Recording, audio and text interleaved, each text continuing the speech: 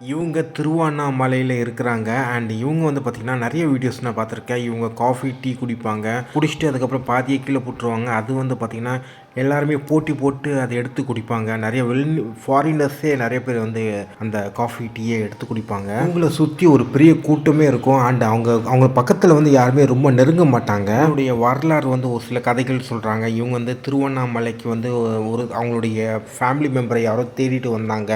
அதுக்கப்புறம் இங்கேயே இருந்துட்டாங்க சொல்கிறாங்க. ஓகே, என்னை பொறுத்த வரைக்கும் இவங்களுக்கு தேவை மெடிக்கல் ட்ரீட்மெண்ட் அண்ட் ஒரு நல்ல ஒரு சைக்கியாட்ரிஸ்ட் ஹாஸ்பிட்டலில் அட்மிட் பண்ணணும். இந்த மாதிரிலாம் க்ளோரிஃபை பண்ணாதீங்க. அண்டு அவங்கள வந்து பார்த்திங்கன்னா ஒரு சில பேர் வந்து பார்த்திங்கன்னா ஒரு பரிசுத்தமான ஒரு கடவுளின் மகள் அந்த மாதிரி ஏதோ பார்க்குறாங்க.